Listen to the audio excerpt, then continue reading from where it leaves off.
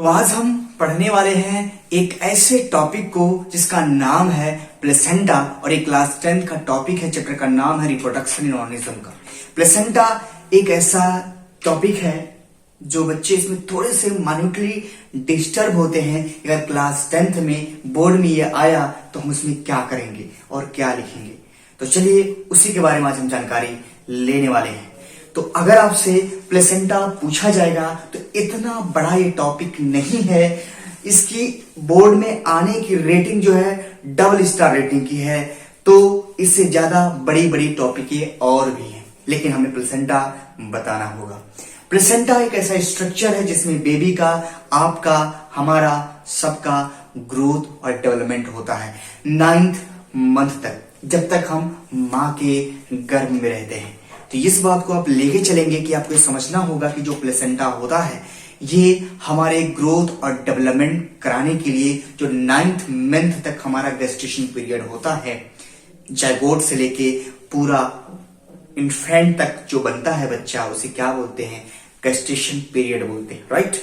तो प्लेसेंटा के बारे में अगर आपसे पूछे बोर्ड में तो आप उसके बारे में क्या क्या बता सकते हैं, तो आप बोलेंगे कि प्लेसेंटा का जो नाम है इसका मतलब ये होता है it is a structure in which a baby growth and development can take place where a baby can be developed fully, right. तो हमने कहा जो प्लेसेंटा होता है एक पाउच लाइक स्ट्रक्चर है जहां पे बच्चे का ग्रोथ और डेवलपमेंट कराया जाता है। छोटी सी बात है। इसके बाद आप प्लेसेंटा का डायग्राम बनाएंगे। प्लेसेंटा का वह पार्ट जो मदर्स के बॉडी में इंसर्ट होता है उसे क्या बोलते हैं, कोरियोनिक विलाई बोलते हैं या प्लेसेंटल विलाई बोलते हैं, राइट। नेक्स्ट जब आएंगे तो आप बोलेंगे कोरियोनिक विलाई से कुछ चीजें निकली है, ट्यूब जैसा स्ट्रक्चर, उसे बोलते हैं अम्बिलिकल कार्ड बोलते हैं। जब बच्चा पैदा होता है तो डॉक्टर उसके नाभि में कुछ ऐसे कट करता है, और कट करने का मतलब होता है कि वो अम्बिलिकल कार्ड को कट कर रहा है। तो आप पूछेंगे सर अम्बिलिकल कार्ड का क्या फंक्शन है, बताएंगे, लेकिन आपको कुछ वेट करना होगा।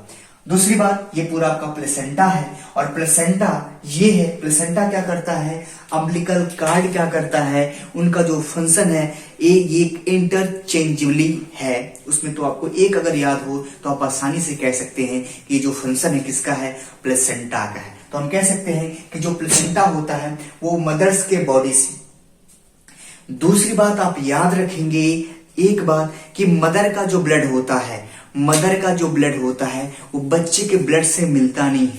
पहली बात, जो माँ का ब्लड होता है, जो खून होता है, वो बच्चे के ब्लड से नहीं मिलता है।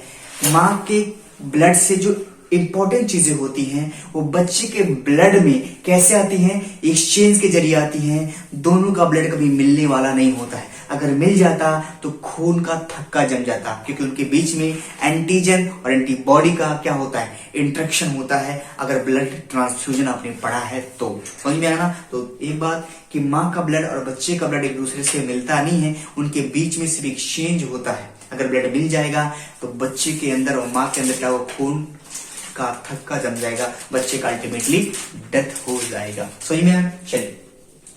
तो यहां से एक्सचेंज होता है। अब प्लेसेंटा क्या करता है, इंपॉर्टेंट जो न्यूट्रिएंट्स होती हैं और बच्चे के अंदर जो वेस्ट प्रोडक्ट होते हैं यहां से निकाल के उधर मदर्स की बॉडी में दे देता है। और जो अच्छी अच्छी न्यूट्रिएंट्स होती हैं जैसे अमीनो एसिड हुआ और न्यूट्रिएंट्स, वो सारी मदर्स के बॉडी से कौन लेता है, प्लेसेंटा लेता है। और किसके जरिए भेजता है बच्चे के पास, अम्बिलिकल कार्ड से भेजता है। तो हम कह सकते हैं कि placenta is a transportory pathway which transport a useful nutrients and exchange useful nutrients between mothers and the fetus। वही अम्बिलिकल कार्ड होता है, ये ट्रांसपोर्ट करने में मदद करता है। कौन, अम्बिलिकल कार्ड। फीटस की बात करें तो आपको ये फीटस दिख रहा है और जिस लिक्विड में ये फीटस पड़ा होता है उसको बोलते हैं अमनियोटिक फ्लूइड। क्या बोलते हैं, अमनियोटिक फ्लूइड। तो अमनियोटिक फ्लूइड से हम चेक करते हैं कि वो जो बच्चा पैदा होता है वो क्या है, मेल है या फीमेल है। तो अब ये सब आपने देखा होगा, हॉस्पिटल में लिखा होगा कि लिंग का जांच करना, लिंग का जांच करना इलीगल है। अगर कोई ऐसा करते हुए पकड़ा जाता है तो उसके लिए दंडनीय अपराध हो सकता है, ठीक है ना। तो यहीं से चेक किया जाता है, अम्नियोटिक फ्लूइड को निकाल के ये चेक किया जाता है कि जो बच्चा है वो मेल है या फीमेल है। उसी प्रोसेस को हम बोलते हैं अमीनियोसेंटेसिस। क्या बोलते हैं, अमीनियोसेंटेसिस। सेंटेसिस। क्या बोलते हैं? अमीनियोसेंटेसिस। तो एक ऐसा प्रक्रिया जिसके जरिए हम बच्चे का जेंडर पता कर लेते हैं कि वो मेल है या फीमेल है, उसे क्या बोलते हैं? हम अमीनियोसेंटेसिस बोलते हैं। छोटी सी बात है, बड़ी बात है, ठीक। तो मेरे ख्याल से आपको प्लेसेंटा समझ में आ गया होगा, जहां बेबी का ग्रोथ और डेवलपमेंट होता है। इसके पास होता है कोरियोनिक बिलाई, अम्बिलिकल कार्ड होता है, अम्नियोटिक फ्लूइड होता है और फीटस तो रहेगा ही, राइट। अच्छा, अम्नियोटिक फ्लूइड क्या करता है? बच्चे को जर्क से बचाता है। जर्क का मतलब होता है जैसे माँ के ही, भाई गर्भ तो माँ के ही पेट में बनने वाला है, आदमी के पेट में तो बनेगा नहीं, राइट। तो उसके पेट में तो बनेगा नहीं, तो आपको याद ये रखना है कि ये जर्क से मतलब होता है शॉक जर्क। जैसे मैंने कहा, जब चलते हैं तो पेट इधर उधर होगा माँ का, इधर चलेंगे, पैर चलने की वजह से होता है ना, तो उसमें क्या होता है, ये फ्लूइड भी बच्चा होता है, तो इधर मान लो जर्क आया तो इधर हो जाएगा, इधर जर्क आया तो इधर हो जाएगा, तो इससे वो बच जाता है। समझ में आया ना? इसीलिए अम्नियोटिक फ्लूइड में बच्चा होता है। और इसे क्रोमोसोमल डिसऑर्डर, मतलब कोई कमी हो या बच्चे में कोई ग्रोथ डेवलपमेंट उसका सही से हुआ है कि नहीं है, क्रोमोसोमल डिसऑर्डर हो, उसको चेक किया जाता है अम्नियोटिक फ्लूइड को निकाल के। लेकिन इसी का लोग मिस यूज करते हैं, बच्चे का जेंडर पता कर लेते हैं कि वो मेल है या फीमेल है ना। अब भाई वो तो जरूर पता करेगा जिसके पास 9 लड़की है और वो लड़के की आस में है, राइट।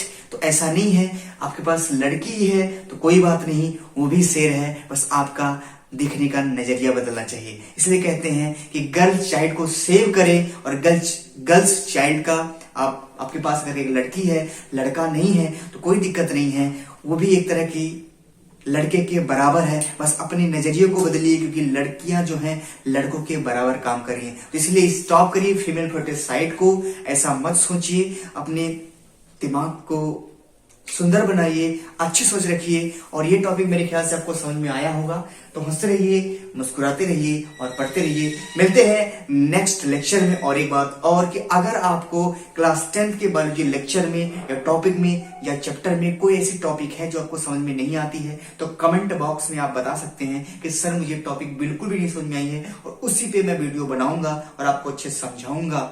समझ में आया ना? और आपको समझ में आएगा। ट्रिक्स तो इतनी है कि मैं अगर बता दूं तो पूरी बायोलॉजी अक्खी आपको याद हो सकती है। चलिए फिर मिलते हैं नेक्स्ट वीडियो लेक्चर में। Thank you.